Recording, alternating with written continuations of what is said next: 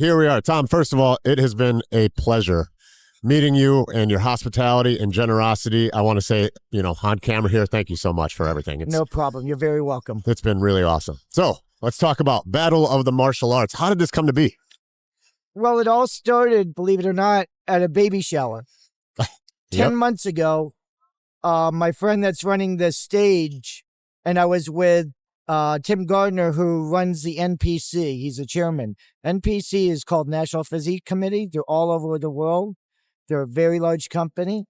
He had a vision because I told him I would like to throw a big karate tournament because I miss all my friends. I want to bless them because a lot of them are passing away. I mean, I had 10, 12 black belt buddies that fought that passed away in the last 2 years. Wow.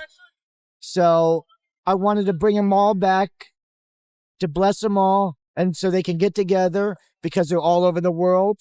And I understand they have families and children and grandchildren, but they all came back for this reunion. Yeah. So this started at the baby shower. You ran into him and he's like, hey, I think we should, I think we should do this together. So the NPC, which is all sorts of awesome stuff going on around us. And you're like, yeah, and we're going to do a karate tournament as well. Correct. And that was only 10 months ago. 10 months ago. Wow. First karate tournament. I've put on events. That's pretty darn good for a turnaround time, I advertised a lot. Alex, my sensei, worked very hard. I'm blessed to have him. Yes. He still teaches me. I was a black belt since 16 years of age. I've been everywhere. That's how I got through college because I didn't have any money. It was either joining the army or going to college. And I didn't have anybody to pay for it. So I was blessed to get some backers to pay all my expenses. Oh, wow. And I'm blessed to travel all around and learn about people. And I have friends all over the world right to this day. One thing I've noticed is the energy of the people. I've been really lucky to talk to all these really awesome martial artists. The energy of the people is incredible. Like everybody is just like, they're just really nice, but also like vibrant and youthful. And I mean, James is top of mind because he was, I just talked to him. I mean, the guy's 71 years old. You would never know it, would you? You would never know it. I had no idea when he's like, I had no idea. How old are you, if you don't mind? 64. 64. It's like, it's what's the narrative that seems to be running through it's like, it's almost like a fountain of youth if you keep on moving, keep on doing, because you still practice martial arts, correct? Oh, yes. I have my trainer that trains me, that's running the show. Alex, yeah. Not Alex. I'm sorry. Another trainer for bodybuilding every morning where we work out with my wife, and I work out 2 to 3 nights a week with Alex. Do you have what's your secret? Everybody's kind of given something. Do you have a secret that you're so youthful at 64? Eat right. Health and exercise. That's all you have is health. God, family, and health. That's the key. And if you keep your diet correct and exercise, that's what it is. Plus, I don't drink or smoke. Never did. Yeah. I'm not a drink. I have maybe a half a glass of wine. That's it. Yeah. Very rarely. Okay. So in the Battle of the Martial Arts, we have all sorts of different things going on here. It is really an entertaining venue. Is this something that you want to do in the future as well? Most likely, yes. Yeah. So tell me about the tournament that's going on right now. I see, I know there's a big first prize, right? I think there's $15,000. $15,000. Yes. That is a lot of money for the champion of this. Well, I'm trying to find the best black belts out there. Yeah. I mean, like all my buddies, they were the best in the world. Yeah. And I'm blessed to know them and train with a lot of them. And they were like big brothers to me. Yeah. So tell me about some of the guys that you have here and maybe some stories if you have them, if, as you're looking at them, anything that pops to mind. Starting out 14 years old, California, Coliseum, met Bill Wallace. Wow. That had to be impactful as a 14-year-old. I was 14. Oh my God, big one. And I met Joe Lewis. And Bill Wallace was so humble. I was doing a side hook, just trying to learn it, perfect it. He goes, out of nowhere, kid, come over here. Really? And he goes, this is how you do it.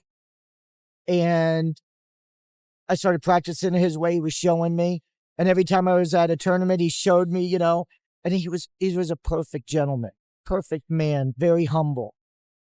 And that was my favorite kick in full contact, believe it or not. A hook round kick, hook wheel, or whatever you want to call it, that's super foot through. And it was because of him. Yeah. Perfected. James Sisko, one of the best roommates, helped me train I could ever have. He's like my big brother. Met him at 14. Also, I met Crawford Grimsley, who's a pro fighter that's here. Yeah. I met him. We were children together, 12, 11. That's wild. Yep. And he fought George Foreman in Japan. Yeah. Pro boxing and kickboxing. Yeah. So I was blessed to meet all these guys. I was blessed. I was trained by the best trainers in the world, like Angelo Dundee for hands, to fight the best fighters in the world and come out here healthy. Even though I had 14 major surgeries and you don't know. Oh, no. Yeah, I have titanium hips. I had low back. I had left shoulder rotator. I had the right front shoulder. I had the right ankle. I had toe surgery, 3 left knee surgeries. And was this all from competing days? Or? Overtraining. Yeah. Oh, yeah. I mean, back in the old days, we would train 6-7 days a week. Yeah. And a couple hours a day. And, there was no cell phones, interruptions, nothing. Yeah. And when we fought on hardwood floors. And we did leg sweeps, everything. But that's the way we trained back then. That's the way it was. Correct. We didn't even have hand gear when we started our feet gear. We used to wrap our hands. Right. So, I mean, right. It changed a lot since then, to be honest with you. Yeah. But karate blessed me many times over because it's not just about getting a black belt. It is not. It's about learning about life.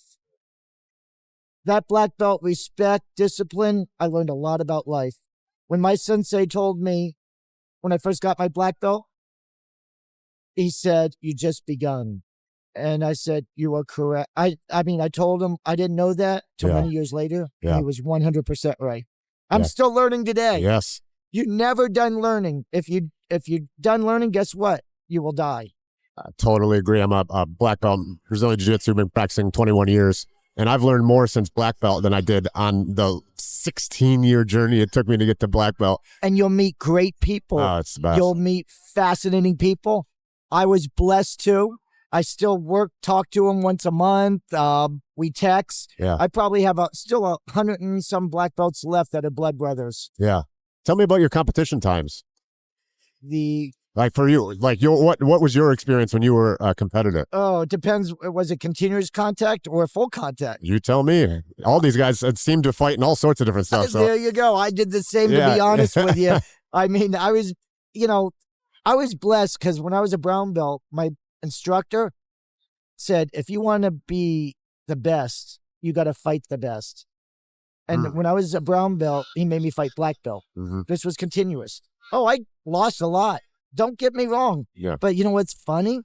These black belts that beat me, they all pulled me to the side, told me what I did wrong. Oh, wow. I end up going to their schools and training with them and having big workouts. And that's who created me is these gentlemen. Yeah. And I learned more by going to school and fighting different martial artists. Yeah. And that's where my best schooling was taken. Yeah. I was blessed by Steve Shepard to help train my hands, which is in West Palm Beach, and Angelo Dundee. When you say train your hand, like just straight boxing or just hands for karate? Well, I had to change the ridge hand to a good hook. Okay. Because a ridge hand we do in light contact or continuous, but a hook punch, you got to know it's a different thing. Totally different. Yeah. I was blessed by Angelo Dundee.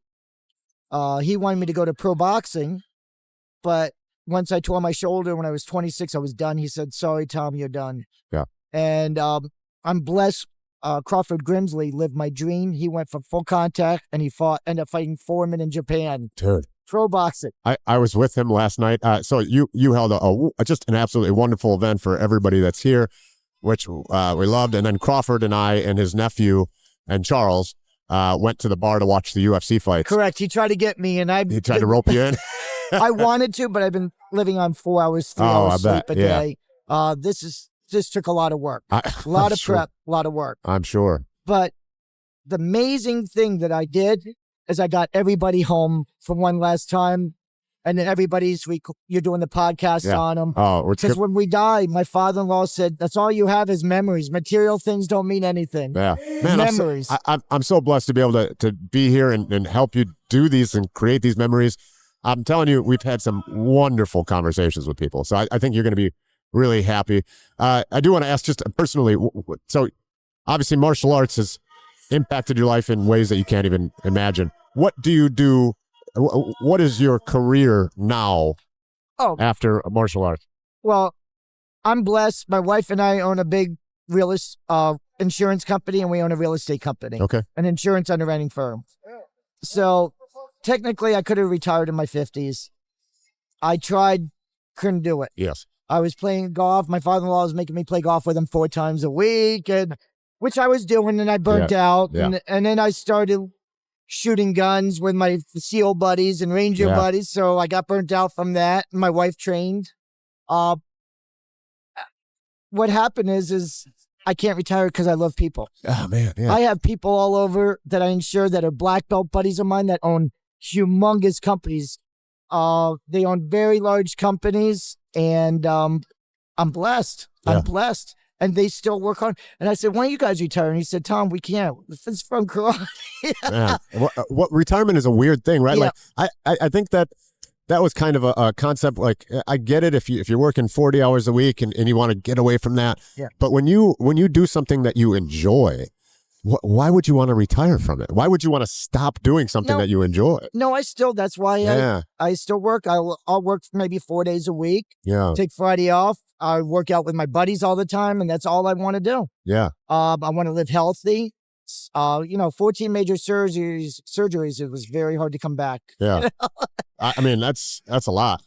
If you want to ask me how I started karate, I'll be glad to tell you. Please. How did you start karate? Well, I was 8 years old. 8 or 9, I started Taekwondo for a little bit. I was cutting lawns to pay for it. At 10 years of age, my mom was killed and I lost my dad. So I had to grow up very quick. I'm blessed. I had an older sister that was 3.5 years older than me that just stopped by to wave. Oh, really? Yeah. I'm blessed that I had to grow up quick. That's why sewing in school was very important in middle school, which they gave, and learning how to cook in school because it was about survival. And back in the 60s and the 70s, kids were seen and not heard. If you know what I mean. Yeah, I know what you mean. Yeah. So I had a rough life. I had a very rough life. I got hit. I was involved with some wrong people. There was a lot of gangs. Not these. What part of the country? I was Pompano, Cresthaven, and Fort Lauderdale. Okay. But there was a lot of gangs, and I was getting involved with the wrong people because I didn't have no direction. The father is a very important figure in the household to give their kids direction, son, and as well as a mother. Don't get me wrong. But I didn't have that. So what happened was I ended up getting hit with a baseball bat. They wanted to kill me. I was probably 13. Oh, my gosh. And I had 20 staples in my head. Didn't know if I was going to live or die. Thank God I lived. So 3 weeks later, I told my sister, and she goes, "You got to get involved with karate or something." So I'm blessed. So you started because you got a baseball bat to the head, and you're like, I need to know how to defend myself. I need to. Correct. Oh, wow. And what you probably didn't know is that it was going to bring you to all these great people. That's exactly right. They were like big brothers to me. I was blessed by my instructor, Mike Mamo. I started with him in Chinese Kempo. He gave me discipline. I was yes, sir, no, sir, or yes, sensei, no, sensei. And I needed that as a kid with no direction. So the karate school became my sanctuary. I lived, eat, breathe 6 days a week. I used to have to cut lawns or whatever to pay for it, but it was well worth it. Mm-hmm. It taught me so much discipline. It blessed me many times over with these guys, with these other fighters. I got to meet them, and I was blessed. They all took me under their wing. They all took me under their wing to help me. How does it feel to be able to do this for all these fighters that we're sitting across from now? I'm still doing it, taking kids under my wing with Alex. He's the instructor, but I always try to help them. Yeah. That's what life is about, giving back. If you don't give back, it's no good, especially kids. Yeah. I also donate a lot of money, my wife and I, to trafficking. I hate that. I don't believe in abusing kids. If I ever see it, Yeah. please, if Yeah. I can't, because, I had a hard life. Yeah. Yeah. It resonates with you. Yes, Yeah. sir. I feel the emotion coming from you, just bringing it up, I mean, and it's really powerful to hear and see how passionate you are about, like, no, like, and I'm going to be blunt here, like, no, that's not okay. And I'm not going to stay. I'm going to do what I can to stop that. Correct. And that's really, it's cool to sit across from that passion. Exactly. I'm a very passionate, especially karate.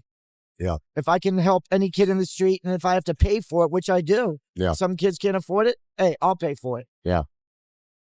It's about discipline, teaching them. Yeah. That's what life is about, and you need that discipline when you're a kid. No doubt about it. Yeah. Is there anything that you would want to say about Battle of the Martial Arts? Anything that we haven't covered that you would like to say? Well, I think it's a phenomenal tournament. I'm giving big prize money to the black belts because they train for years. Yes. And they don't make any money. I mean, when I fought full contact, I didn't make much money, but I got to see the world. Yes. Yeah. And I learned a lot when I traveled. Yeah. I met great people. I shook a lot of hands. I blessed a lot of people, and that's what it's about. Yeah. I mean, as long as you're healthy in life, you can always make a living. Yeah. Well, what an inspiration to be across from you. Honestly, this event, to go from 10 months to this, is incredible. I know it takes a lot of work, but I can tell from the people that I've had the opportunity to talk to, when they bring you up, they light up, man. They literally, oh, he's the best, like, I love this, and this is really great what he's doing. You should be proud of what you've done and the relationships that you built. Thank you, sir, very much. Yes, sir. I really thank you a lot, and I'm blessed to have all these people here today. Yeah, we all are. That's a great time to end. Thank you so much. Thank you, sir. Thank you.